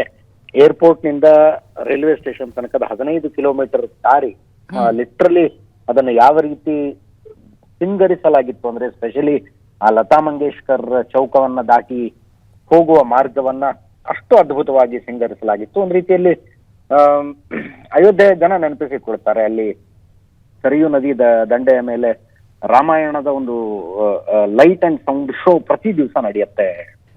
ಪ್ರತಿಮಾ, ಪ್ರತಿ ದಿವಸ 20 ನಿಮಿಷ ರಾಮಾಯಣವನ್ನ ಪ್ಲೇ ಮಾಡ್ತಾರೆ ಅಲ್ಲಿ. ಅದರಲ್ಲಿ ರಾಮ ಮರಳಿ ಅಯೋಧ್ಯೆಗೆ ಬಂದಂತಹ ಸಂದರ್ಭದಲ್ಲಿ, ಅಯೋಧ್ಯೆಯ ಅಂದ್ರೆ ವನವಾಸ ಮುಗಿಸಿ ಸೀತೆಯನ್ನ ಲಂಕೆಯಿಂದ ಕರ್ಕೊಂಡು ರಾವಣನ ಪುಷ್ಪಕ ವಿಮಾನ ಹತ್ಕೊಂಡು ರಾಮ ಬಂದಂತಹ ಸಂದರ್ಭದಲ್ಲಿ ಅಯೋಧ್ಯೆಯ ಜನರ ಸಂಭ್ರಮ ಹೆಂಗಿತ್ತು, ಅಯೋಧ್ಯೆಯ ಮನೆ ಕೂಡ ರಾಮನನ್ನ ಮರಳಿ ಸ್ವಾಗತಿಸೋದಕ್ಕೆ ಹೇಗೆ ಸಿದ್ಧವಾಗಿತ್ತು, ಹೇಗೆ ಅಲಂಕಾರ ಮಾಡಲಾಗಿತ್ತು, ಅದೆಲ್ಲವನ್ನು ತೋರಿಸ್ತಾರೆ ಅದರಲ್ಲಿ.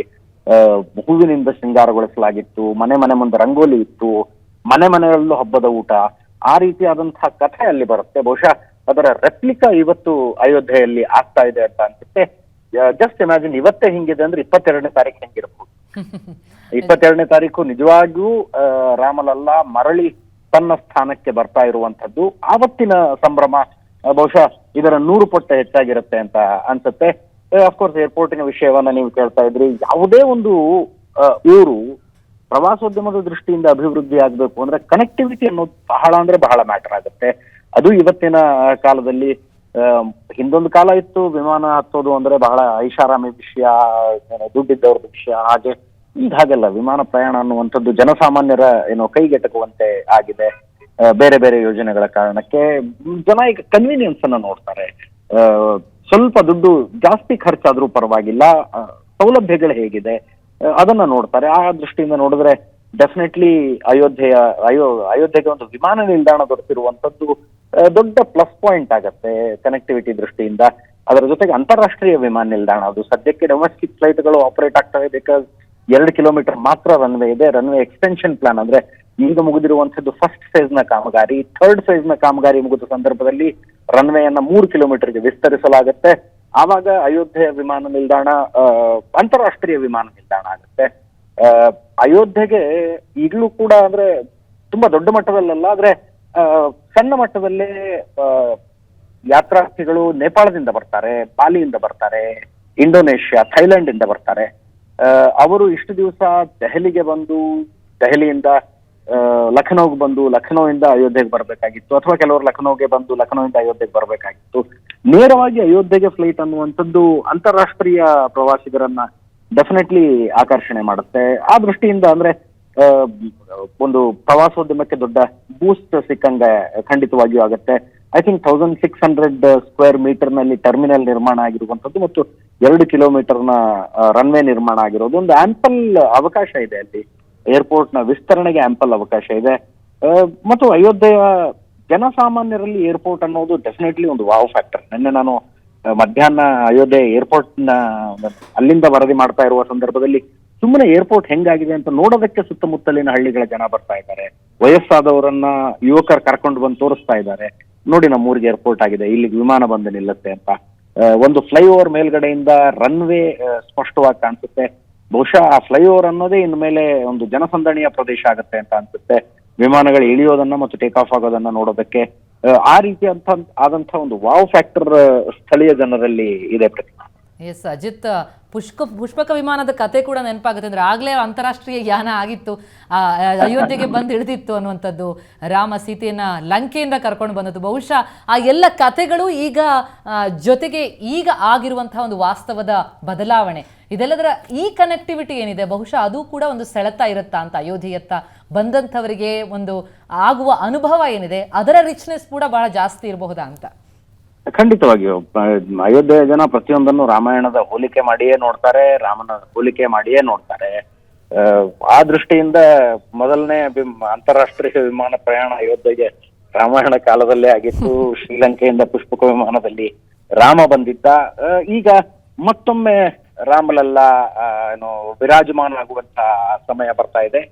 ಅದರ ಜೊತೆಗೆ ಅಯೋಧ್ಯೆಯ ಜನ, ನಾನು ಆಗಲೇ ಹೇಳ್ತಾ ಇದ್ದೆ ನಿಮಗೆ, ಈ ಊರಿಗೊಂದು ಶಾಪ ಇದೆ ಅಂತ ಬಹಳ ಗಾಢವಾಗಿ ನಂಬ್ತಾರೆ ಅವರು. ಸೀತಾಮಾತೆಯ ಚಾರಿತ್ರ್ಯದ ಮೇಲೆ ಪ್ರಶ್ನೆ ಮಾಡಿದ್ದ ಈ ಊರಿನ ಒಬ್ಬ ಅಗಸ, ಸೀತಾಮಾತೆ ಅದರಿಂದ ನೊಂದು ಭೂಮಿಯ ಒಳಗೆ ಹೋಗಿಬಿಟ್ಲು, ಅಂದ್ರೆ ತನ್ನ ತಂದೆಯ ಜಾಗಕ್ಕೆ ಹೋಗಿಬಿಟ್ಲು. ಆಕೆ ಹೋಗುವಾಗ ಅಯೋಧ್ಯೆಗೆ ಶಾಪ ಹಾಕಿದ್ಲು ಏನೋ, ಆ ಕಾರಣಕ್ಕಾಗಿ ಈ ಊರು ಒಂದು ರೀತಿಯಲ್ಲಿ ಶಾಪಗ್ರಸ್ತ ಊರಿನ ರೀತಿಯಲ್ಲೇ ಇತ್ತು. ಶಾಪ ವಿಮೋಚನೆಯ ಕಾಲ ಈಗ ಬಂದಿದೆ ಅನ್ನುವ ರೀತಿಯಲ್ಲಿ ಮಾತಾಡ್ತಾರೆ. ಅದೇ ಪ್ರತಿಯೊಂದನ್ನು ರಾಮಾಯಣದ ಜೊತೆ ಕಂಪೇರ್ ಮಾಡಿ, ರಾಮನ ಕಥೆಗಳ ಜೊತೆ ಕಂಪೇರ್ ಮಾಡಿ ನೋಡುವಂಥದ್ದು ಅವರಿಗೆ ಅದು ರೂಢಿಗತ. ಅದು ಅದರ ಜೊತೆಗೆ ಅಯೋಧ್ಯೆಯ ಜೊತೆಗೆ ಸುತ್ತಲಿನ ಪ್ರದೇಶಗಳ ಅಭಿವೃದ್ಧಿಯ ಬಗ್ಗೆ ಮಾತುಗಳಾಗ್ತಾ ಇದ್ದಾವೆ. ನಂದಿಗ್ರಾಮದ ವಿಷಯ ಹೇಳ್ತಾ ಇದ್ದೆ ನಾನು. ಭರತ 14 ವರ್ಷ ರಾಜ್ಯಭಾರ ಅಲ್ಲೇ ಅಂಕಣ ಮಾಡಿದ್ದು ನಂಬಿಕೆ. ಇತ್ತೀಚೆಗೆ ಅಲ್ಲಿಗೆ ಯೋಗಿ ಆದಿತ್ಯನಾಥ್ ಉತ್ತರ ಪ್ರದೇಶದ ಮುಖ್ಯಮಂತ್ರಿಗಳ ಭೇಟಿ ಕೊಟ್ಟಿದ್ರು, ಅದರ ಅಭಿವೃದ್ಧಿಯ ಭರವಸೆಯನ್ನು ಕೊಟ್ಟಿದ್ದಾರೆ. ಎಸ್ ಅಜಿತ್, ಬಹುಶಃ ಬಹಳಷ್ಟು ಬದಲಾವಣೆಗಳಿಗೆ ಸಾಕ್ಷಿ ಆಗ್ತಾ ಇದೆ ಅಯೋಧ್ಯೆ. ನಿಜಕ್ಕೂ ಎಲ್ಲರೂ ಎದುರು ನೋಡ್ತಾ ಇದ್ದಾರೆ. ಥ್ಯಾಂಕ್ ಯು ಸೋ ಮಚ್ ತಮ್ಮೆಲ್ಲ ಮಾಹಿತಿಗೆ. ಇನ್ನೇನು ಕೆಲ ದಿನಗಳು ಬಾಕಿ ಇರುವಂಥದ್ದು. ರಾಮ ಜನ್ಮ ಭೂಮಿಯಲ್ಲಿ ರಾಮಲಲ್ಲಾನ ಪ್ರತಿಷ್ಠಾಪನೆಯಾಗೋದು, ಆ ಕ್ಷಣಕ್ಕಾಗಿ ಭಕ್ತಗಣ ಕಾಯ್ತಾ ಇದೆ. ಅದಕ್ಕೂ ಮುನ್ನ ಅದಕ್ಕೆ ಬೇಕಾದಂತಹ ಅಯೋಧ್ಯೆಯನ್ನು ತಲುಪೋದಕ್ಕೆ, ಸಂಪರ್ಕಿಸೋದಕ್ಕೆ ಬೇಕಾದಂತಹ ಕನೆಕ್ಟಿವಿಟಿ, ಮೂಲಭೂತ ಸೌಕರ್ಯ ಅದೆಲ್ಲವನ್ನ ಕೂಡ ಒದಗಿಸಲಾಗ್ತಾ ಇದೆ. ಅದರ ಚಾಲನೆಗೆ, ಉದ್ಘಾಟನೆಗೆ ಖುದ್ದು ಪ್ರಧಾನಿ ಆಗಮಿಸಿದ್ದು, ಅಲ್ಲಾದಂತಹ ವ್ಯವಸ್ಥೆಗಳನ್ನ ಪರಿಶೀಲಿಸ್ತಾ ಇದ್ದಾರೆ ಪ್ರಧಾನಿ.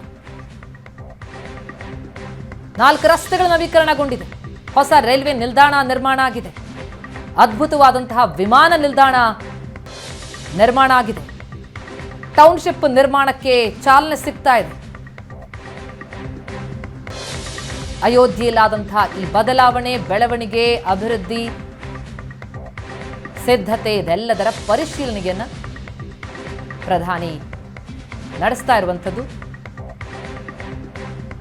ರೋಡ್ ಶೋ ನಡೆಸ್ತಾ ಬಂದ್ರು.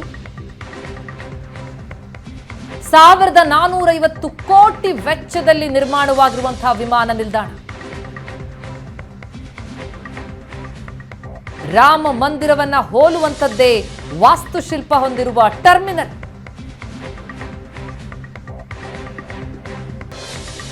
ಅಯೋಧ್ಯೆಯಿಂದ ನೇರ ದೃಶ್ಯಾವಳಿಗಳನ್ನು ನೋಡ್ತಾ ಇದ್ದೀವಿ. ಅಭಿವೃದ್ಧಿಯ ಪಥದತ್ತ ಸಾಗ್ತಾ ಇರುವಂತಹ ಅಯೋಧ್ಯೆಯಲ್ಲಾದಂತಹ ಕಾಮಗಾರಿಗಳ ಪರಿಶೀಲನೆ, ವೀಕ್ಷಣೆ ಮತ್ತು ಹಲವು ಯೋಜನೆಗಳಿಗೆ ಚಾಲನೆ ಕೊಡೋದಕ್ಕೆ ಬಂದಿರುವ ಪ್ರಧಾನಿ. ಅಯೋಧ್ಯೆಯಿಂದ ನೇರ ದೃಶ್ಯ, ಕೆಲವೇ ಕ್ಷಣ ಮಹರ್ಷಿ ವಾಲ್ಮೀಕಿ ವಿಮಾನ ನಿಲ್ದಾಣಕ್ಕೆ ಪ್ರಧಾನಿಯಿಂದ ಚಾಲನೆ ಸಿಗುತ್ತೆ. हेलो सर्वटू रिपोर्टर आ रहा हूं लीड में बैठ जाओ भागेगा लीड में बैठ जाओ क्या ಎರಡು ಹೊಸ ಅಮೃತ್ ಭಾರತ್ ರೈಲಿಗೆ, 6 ವಂದೇ ಭಾರತ್ ರೈಲಿಗೆ ಚಾಲನೆ ಕೊಟ್ಟಿದ್ದಾರೆ ಪ್ರಧಾನಿ.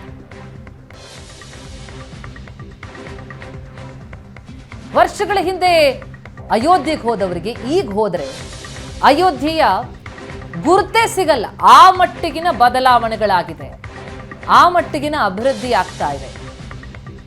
ರಾಮ ಮಂದಿರ ನಿರ್ಮಾಣವಾಗ್ತಾ ಇರುವಂತಹ ಸಂದರ್ಭದಲ್ಲಿ ರಾಮಲಲ್ಲಾನ ದರ್ಶನಕ್ಕಾಗಿ ಕೋಟಿ ಭಕ್ತಗಣ ಅಯೋಧ್ಯೆಯತ್ತ ಧಾವಿಸ್ತಾರೆ. ಹಾಗಾಗಿ ಅದಕ್ಕೆ ಬೇಕಾದಂತಹ, ಅಯೋಧ್ಯೆ ತಲುಪೋದಕ್ಕೆ ಬೇಕಾದಂತಹ ಕನೆಕ್ಟಿವಿಟಿ, ಸಂಪರ್ಕ ವ್ಯವಸ್ಥೆ ಸಜ್ಜಾಗಿದೆ. ವಿಮಾನ ನಿಲ್ದಾಣ ಈಗಾಗಲೇ ಚಾಲನೆ ಸಿಕ್ಕಿದೆ. ರೈಲ್ವೆ ನಿಲ್ದಾಣಕ್ಕೆ ಮಹರ್ಷಿ ವಾಲ್ಮೀಕಿ ವಿಮಾನ ನಿಲ್ದಾಣ, 6500 ಚದರ ಮೀಟರ್ ಟರ್ಮಿನಲ್, 1450 ಕೋಟಿ ವೆಚ್ಚದ ಮಹರ್ಷಿ ವಾಲ್ಮೀಕಿ ಅಂತಾರಾಷ್ಟ್ರೀಯ ವಿಮಾನ ನಿಲ್ದಾಣ ಇನ್ನೇನು ಕೆಲವೇ ಕ್ಷಣ ಪ್ರಧಾನಿಯಿಂದ ಉದ್ಘಾಟನೆಯಾಗುತ್ತೆ.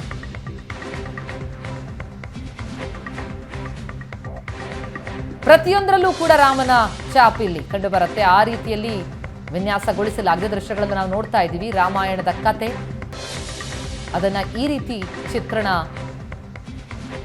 ಅಲ್ಲಿ ಚಿತ್ತಾರಗಳು ಮೂಡಿರುವುದನ್ನ ವಿಮಾನ ನಿಲ್ದಾಣದ ಒಳಗೆ ನೋಡ್ತಾ ಇದ್ದೀವಿ. ರಾಮ ಜನ್ಮಭೂಮಿಯಲ್ಲಿದ್ದಾರೆ ಪ್ರಧಾನಿ. ಅಯೋಧ್ಯೆಯಲ್ಲಿ ನಮೋ ಸಂಚಾರ. ಇನ್ನೇನು ಕೆಲವೇ ಕ್ಷಣಗಳಲ್ಲಿ ಮಹರ್ಷಿ ವಾಲ್ಮೀಕಿ ವಿಮಾನ ನಿಲ್ದಾಣಕ್ಕೆ ಚಾಲನೆ ಸಿಗುತ್ತೆ. 1450 ಕೋಟಿ ರೂಪಾಯಿ ವೆಚ್ಚದಲ್ಲಿ ನಿರ್ಮಾಣವಾಗಿರುವಂತಹ ಅಂತಾರಾಷ್ಟ್ರೀಯ ವಿಮಾನ ನಿಲ್ದಾಣ ಶ್ರೀರಾಮ ದೇಗುಲದ ವಾಸ್ತುಶಿಲ್ಪ ಮಾದರಿಯಲ್ಲೇ ಟರ್ಮಿನಲ್ ನಿರ್ಮಾಣ ಆಗಿದೆ. ಕಲಾತ್ಮಕವಾಗಿ ನಿರ್ಮಾಣವಾದಂತಹ ವಿಮಾನ ನಿಲ್ದಾಣದ ಉದ್ಘಾಟನೆ ಇನ್ನೇನು ಕೆಲವೇ ಕ್ಷಣಗಳಲ್ಲಿ ಪ್ರಧಾನಿಯಿಂದಾಗಲಿದೆ. ವಾಲ್ಮೀಕಿ ಏರ್ಪೋರ್ಟ್ ಉದ್ಘಾಟನೆ ಮಾಡೋದಕ್ಕೆ ಪ್ರಧಾನಿ ಆಗಮಿಸಿದ್ದು ದೃಶ್ಯಗಳನ್ನು ನೋಡ್ತಾ ಇದ್ದೀವಿ. ಅಯೋಧ್ಯೆಯ ಗಲ್ಲಿ ಗಲ್ಲಿಯಲ್ಲಿ ವೃತ್ತಗಳಲ್ಲಿ ಎಲ್ಲಿ ನೋಡಿದ್ರೂ ಕೂಡ ಕಲಾತ್ಮಕತೆ ಎದ್ದು ಕಾಣಿಸ್ತಾ ಇದೆ. ರಾಮನ ಪರಂಪರೆ, ಇತಿಹಾಸ, ಆ ವೈಭವ ಅದೆಲ್ಲವೂ ಕೂಡ ಗೋಚರವಾಗುವ ರೀತಿಯಲ್ಲಿ ಅಲ್ಲಿ ವಿನ್ಯಾಸಗೊಳಿಸಲಾಗಿದೆ ಪ್ರತಿಯೊಂದನ್ನು ಕೂಡ.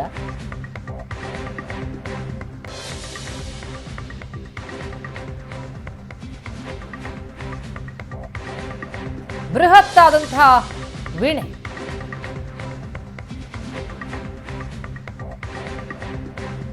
ಲತಾ ಮಂಗೇಶ್ಕರ್ ಸರ್ಕಲ್ ಅದು. ಆ ಸರ್ಕಲ್ನಲ್ಲಿ ವೀಕ್ಷಣೆ ಮಾಡ್ತಿದ್ದಾರೆ. ಅಲ್ಲಿ ಪ್ರತಿಯೊಂದು ವೃತ್ತದಲ್ಲೂ ಕೂಡ ಆಗಿರುವಂತಹ ವ್ಯವಸ್ಥೆಯನ್ನ, ಆ ಕಲಾತ್ಮಕತೆಯನ್ನ ಸವಿತಾ ಇದ್ದಾರೆ ಪ್ರಧಾನಿ. ನೀನು ಕೆಲವೇ ಹೊತ್ತಲ್ಲಿ ಏರ್ಪೋರ್ಟ್ ಕೂಡ ಉದ್ಘಾಟನೆಯಾಗತ್ತೆ. ದೊಡ್ಡ ಮಟ್ಟದಲ್ಲಿ ಸ್ಪಿರಿಚುವಲ್ ಟೂರಿಸಂಗೆ ಸಿದ್ಧ ಆಗಿರುವಂಥದ್ದು ಅಯೋಧ್ಯೆ. ಇನ್ನೇನು ಜನವರಿ 22 ರಾಮಲಲ್ಲಾ ಮೂರ್ತಿ ಪ್ರತಿಷ್ಠಾಪನೆಯಾಗತ್ತೆ. ಈಗಾಗಲೇ ಬಹಳಷ್ಟು ಮಂದಿ ಅಯೋಧ್ಯೆಯತ್ತ ಧಾವಿಸ್ತಾ ಇದ್ದಾರೆ. ಇನ್ನು ರಾಮ ಮಂದಿರಕ್ಕೆ ಭೇಟಿ ಕೊಡೋದಕ್ಕೆ ಕೋಟ್ಯಂತರ ಭಕ್ತಗಳನ್ನ ಧಾವಿಸಲಿದೆ. ಅವರೆಲ್ಲರ ಅನುಕೂಲಕ್ಕಾಗಿ ಕನೆಕ್ಟಿವಿಟಿ ಬಹಳ ದೊಡ್ಡ ಪ್ರಮಾಣದಲ್ಲಿ ವ್ಯವಸ್ಥೆಯಾಗಿದ್ದು ಇನ್ನೇನು ಕೆಲವೇ ಹೊತ್ತು ಏರ್ಪೋರ್ಟ್ ಉದ್ಘಾಟನೆಯಾಗುತ್ತೆ.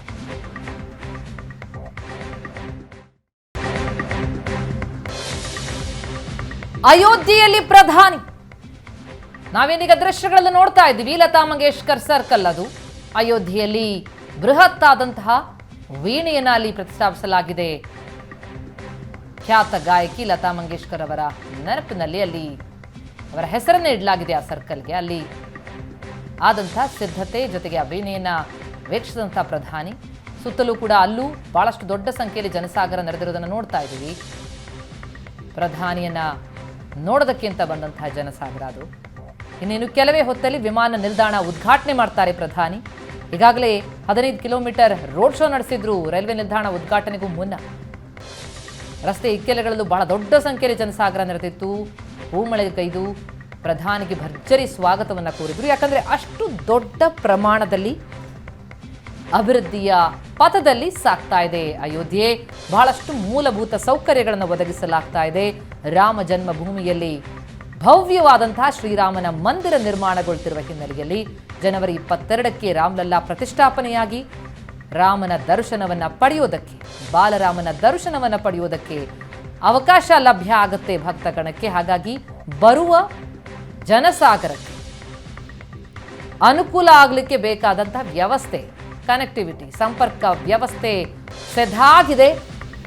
ಬೃಹತ್ ಆದಂತಹ ರೈಲ್ವೆ ನಿಲ್ದಾಣ, ಅಯೋಧ್ಯ ಧಾಮ್ ರೈಲ್ವೆ ನಿಲ್ದಾಣ ಪ್ರಧಾನಿಯಿಂದ ಚಾಲನೆ ಸಿಕ್ಕಿದೆ.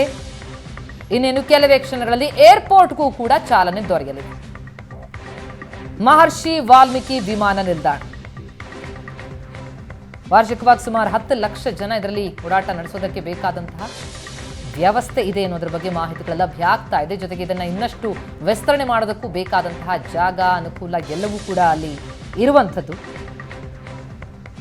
ಎಲ್ಲ ಆಧುನಿಕ ಸೌಲಭ್ಯಗಳನ್ನು ಮಾಡಲಾಗಿದೆ. ಜೊತೆಗೆ ಐತಿಹಾಸಿಕ ನಗರಿ,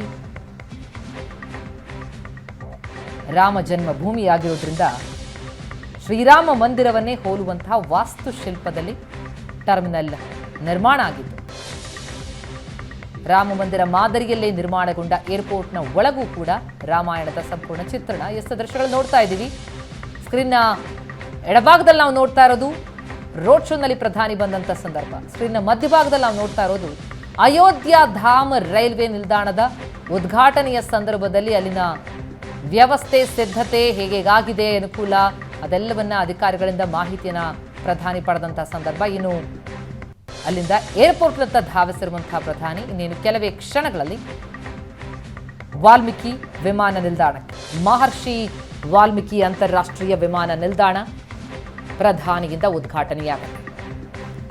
1450 ಕೋಟಿ ವೆಚ್ಚದಲ್ಲಿ ನಿರ್ಮಾಣವಾದಂತಹ ನಿಲ್ದಾಣ ಇದು.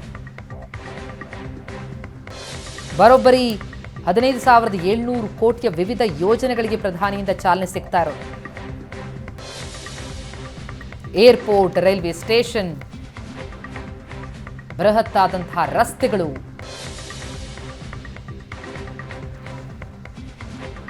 ಜೊತೆಗೆ 300 ಕೋಟಿ ರೂಪಾಯಿ ವೆಚ್ಚದ ವಸತಿ ಯೋಜನೆಗೂ ಕೂಡ ಅಡಿಗಲ್ಲು ಹಾಕ್ತಿದ್ದಾರೆ.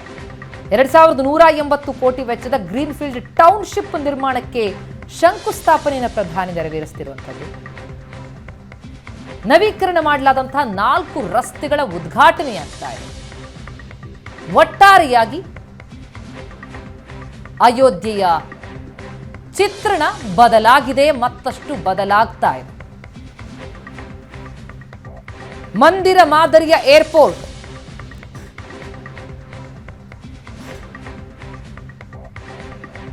ಇನ್ನೇನು ಕೆಲವೇ ಕ್ಷಣಗಳಲ್ಲಿ ಏರ್ಪೋರ್ಟ್ಗೆ ಚಾಲನೆ. ಅಯೋಧ್ಯೆಯ ರಾಮಪಥ, ಭಕ್ತಿಪಥ, ಧರ್ಮಪಥ, ಶ್ರೀರಾಮ ಜನ್ಮಭೂಮಿ ಪಥ, ಹೀಗೆ 4 ಪ್ರಮುಖ ರಸ್ತೆಗಳಿಗೆ ಚಾಲನೆ ಸಿಗ್ತಾ ಇರುವಂಥದ್ದು. ಇಡೀ ಅಯೋಧ್ಯೆಯ ನಗರ ಬದಲಾವಣೆಯನ್ನು ಕಾಣ್ತಾ ಇದೆ. ಮೂಲಭೂತ ಸೌಕರ್ಯಗಳು ಸಿಗ್ತಾ ಇದೆ, ಅಭಿವೃದ್ಧಿ ಆಗ್ತಾ ಇದೆ.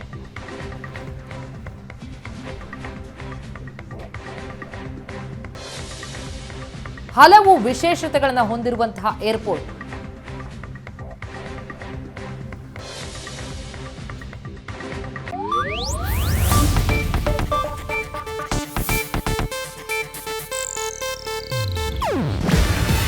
ಇದು ಏಷ್ಯಾನೆಟ್ ನ್ಯೂಸ್ ನೆಟ್ವರ್ಕ್ ಪ್ರಸ್ತುತಿ.